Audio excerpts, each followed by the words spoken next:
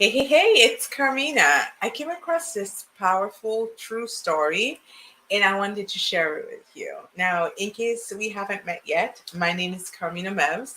I'm a clinical weight loss practitioner and I help women create a body they love living in so that they can live a life they truly love. Have you ever heard of George Danzig?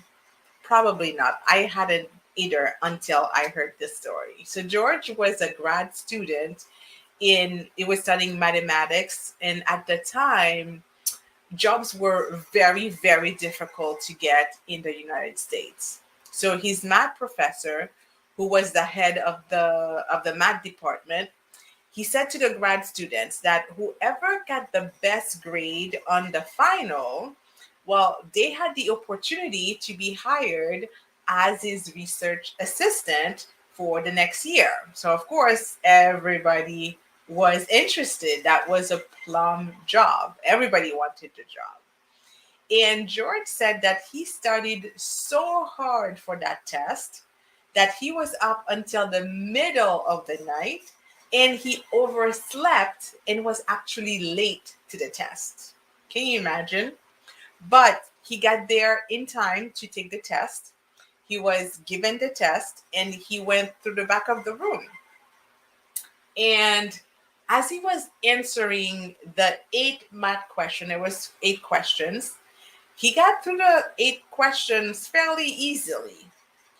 And when he looked at the blackboard, he saw there were two problems on the board. And so he copied them down and he began to work on those two problems. And he just couldn't solve them. So he began to think that somebody in this room was going to solve the problems.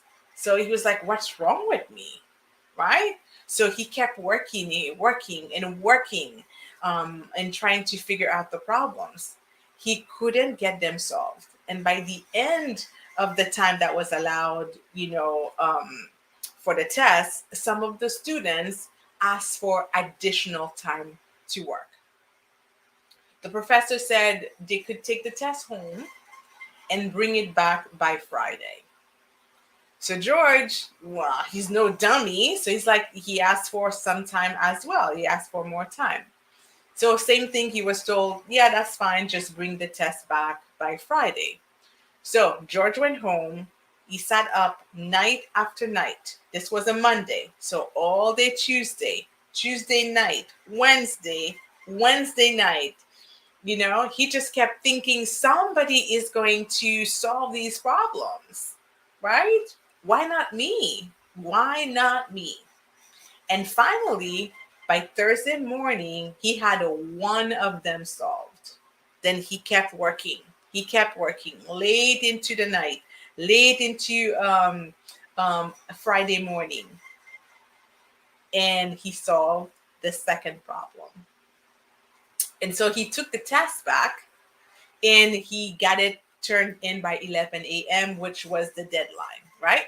So he went home wondering, what's gonna happen now. I gave it my all, but And so Sunday morning at 7 a.m., there was a knock, knock, knock, knock on his door. He jumps out of bed. Guess who it is? It's the professor. And the professor says, George, you've made mathematical history. I was thinking on the way over here, you were late to the test, right? And George said, well, yeah. Did I do something wrong? The professor said, no, not at all. It's just that the eight questions, they were the test. I just told everybody who was gathered that, I had such a great time teaching the class and I told them that if they wanted to have fun for the rest of their lives, these two questions were two unsolved math questions that even Einstein himself went to his grave unable to solve.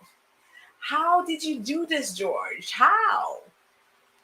And George just told him, right, that he had, if he If he had heard this ahead of time, that no one had been able to solve those problems, then his way of defining his relationship to that problem would have been so different that he would not have made himself available to access the solution that was already inside of him, right?